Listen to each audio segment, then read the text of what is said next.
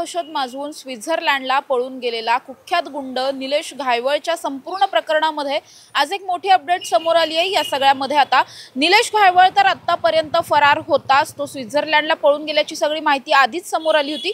मात्र आता या सगळ्या प्रकरणामध्ये निलेश घायवळ पाठोपाठ त्याचे जे कुटुंबीय आहेत, त्याचे नातेवाईक आहेत, ते सुद्धा पुण्यातून गायब झाल्याची माहिती समोर आली आहे। ते सगळे सुद्धा आता फरार झालेले आहेत। खरं तर या सगळ्याच प्रकरणामध्ये निलेश घायवळ ज्या बनावट पासपोर्टच्या आधारावरती पळून गेलेला होता, म्हणजे तिथे कोतवाली पोलीस स्टेशनच्या हद्दीत असलेला माळीवाड्याचा जो भाग आहे त्या परिसरातला त्याने ॲड्रेस जो आहे तो दिलेला होता।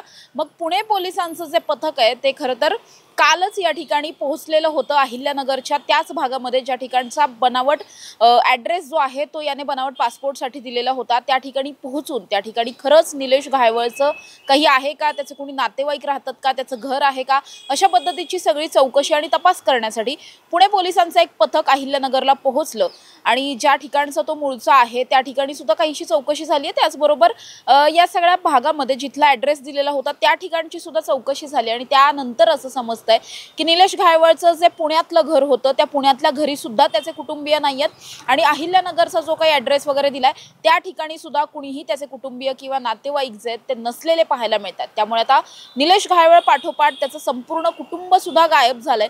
या सगळ्यामध्ये जी काही माहिती समोर येते त्या आधारावरती निलेश घायवळचा जो मुलगा आहे तो लंडनला शिक्षण घेत असल्याचं कळतंय।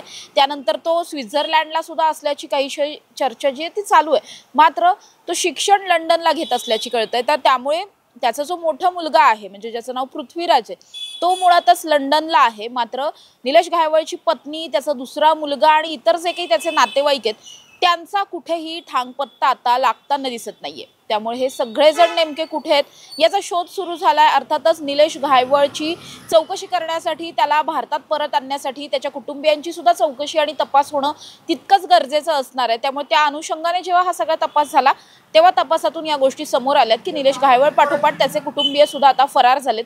त्याचबरोबर या सगळ्या प्रकरणामध्ये जरी हे सगळे आता गायब असले तरी सुद्धा जिथे कुठे हे असतील तिथे त्यांची थोडीशी कुठेतरी नाड्या आवळण्याचा प्रयत्न सुद्धा या पुणे पोलिसांकडून करण्यात आलेला पाहायला मिळतोय। कारण निलेश घायवळसह त्याच्या जवळच्या कुटुंबियांचे, नातेवाईकांचे असे एकूण 10 बँक अकाउंट्स आहेत ते फ्रीज करण्यात आलेत। या 10 बँक अकाउंटमध्ये जवळपास 38.5 लाखांची वगैरे रोकड जी आहे ती होती आणि आता हे पैसे यांना वापरता येणार नाहीये। त्यामुळे हे जिथे कुठे असतील तिथे अर्थातच त्यांना कॅश पेमेंट करावे लागतील किंवा मग इतर काही मार्ग जे आहेत ते अवलंबावे लागणार आहेत। खरं तर या सगळ्या प्रकरणामध्ये या आर्थिक नाड्या जेव्हा आवळल्या जातील तेव्हाच गुन्हेगार अनेकदा समोर येत असतात।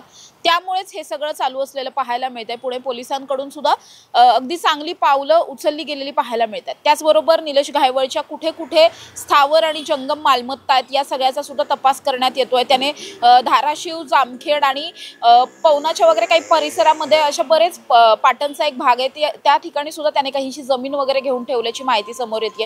गेल्या काही दिवसात जर पाहिलं तर जामखेडमध्ये, अहिल्यानगरमध्ये सुद्धा त्याने मोठं प्रस्थ निर्माण केलेलं होतं। त्यामुळे त्या ठिकाणी सुद्धा त्याची मोठी प्रॉपर्टी असण्याची शक्यता आहे। त्याची लंडनला किंवा स्वित्झर्लंडला प्रॉपर्टी असल्याचं सुद्धा बोललं जात आहे। त्यामुळे त्याची कुठे कुठे प्रॉपर्टी आहे, त्याच्या किती जागा किंवा फ्लॅट्स वगैरे असं कुठे कुठे त्याने गुंतवणूक करून ठेवली आहे, या सगळ्याचा तपास सुद्धा आता पोलिसांकडून सुरू झाला आहे। आणि जसजसा हा तपास पुढे जाईल यामध्ये काही इल्लीगल आढळलं तर अर्थातच ते सुद्धा सील केलं जाईल। त्याचबरोबर निलेश घायवळला परत आणण्यासाठीचे प्रयत्न म्हणून आर्थिक नाड्या सगळ्याच बाजूने आवळण्याचे किंवा मग त्याची ज्या काही मालमत्ता आहेत त्या मालमत्ता सील करण्याचे सुद्धा कारवाई जी ती भविष्यात आपल्याला झालेली पाहायला मिळू शकते। मात्र या प्रकरणामध्ये आणखी एक महत्त्वाचा विषय असा की या सगळ्यामध्ये निलेश घायवळला ज्या पोलीस अधिकाऱ्याने पासपोर्ट मंजूर केला होता तो त्यावेळेचा म्हणजे कोतवाली पोलीस स्टेशन जे आहे तिथे तत्कालीन जो पोलीस निरीक्षक होता ज्याचं नाव विकास वाघ असं आहे, तो सुद्धा आता संशयाच्या भोवऱ्यात अडकलेला पाहायला मिळतोय। कारण याच विकास वाघने पोलीस व्हेरिफिकेशन झालेलं नसतानाही किंवा हा जो निलेश घायवळ आहे तो दिलेल्या पत्त्यावरती सापडलेला नव्हता। त्याचा पत्ता जर आपण पाहिलं तर गौरी घुमटा नंदी बाजार आणि कोतवाली माळीवाडा असं एकदम शॉर्टमध्ये दिलेला हा ॲड्रेस आहे। कुठेही स्पेसिफिक घर नंबर किंवा कुठे राहतोय, कुठली गल्ली वगैरे असं काही लिहिलेलं नाहीये। त्यामुळे मुळातच जेव्हा अहिल्यानगर पोलिसांचं पथक त्या ठिकाणी पोहोचलेलं होतं कोतवाली पोलीस ठाण्याचं, त्यावेळी सुद्धा निलेश घायवळ त्या ठिकाणी आढळलेला नव्हता, त्याच्याशी संपर्क झालेला नव्हता। त्यानंतर पोलिसांनी नॉट अवेलेबल अशा पद्धतीचा एक रिमार्क सुद्धा दिलेला होता आणि हे सगळं असून सुद्धा या प्रकरणामध्ये जो पोलीस निरीक्षक होता विकास वाघ याने हा पासपोर्ट मंजूर केला, त्यामुळे त्याने हा पासपोर्ट नेमका कुठल्या बेसिसवर मंजूर केला या सगळ्याची चौकशी होणार आहे। तर दुसरीकडे हा जो विकास वाघ आहे हा मुळातच आपल्याला पाहायला मिळत आहे की त्याच्यावर पुणे शहरामध्ये एका महिलेवर लैंगिक अत्याचार केल्याचा गुन्हा दाखल आहे, त्यामुळे त्याला अटकही झाली होती आणि त्याचं निलंबन सुद्धा झालेलं होतं।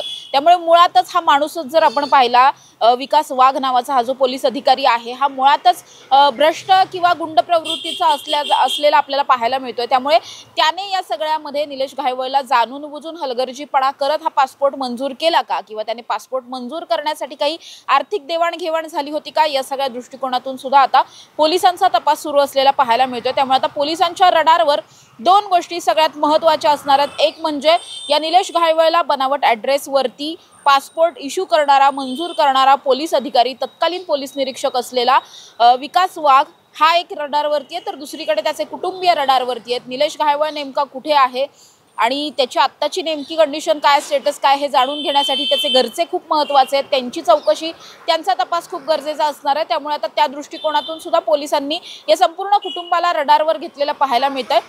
मात्र अर्थातच हे कुटुंब गायब झालंय, त्यामुळे हे सगळे लोक नेमके कुठे आहेत याचा शोध पोलिसांकडून घेतला जाणार आहे आणि त्यानंतरच्या सगळ्या चौकशीतून नेमकं समोर काय येतं हे पाहणं महत्त्वाचं असणार आहे। कॅमेरा पर्सन निलेशसह समृद्धी जाधव, टॉप न्यूज मराठी, पुणे। आदि शक्ति तू जयोस्तुते, आदि शक्ति तू जयोस्तुते।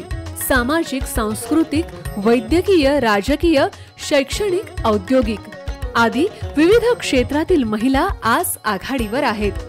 शारदीय नवरात्रोत्सवानिमित्त टॉप न्यूज मराठीवर पहा आधुनिक युगातल्या नवदुर्गांच्या मुलाखतींचा विशेष कार्यक्रम आदि शक्ति तू जयोस्तुते।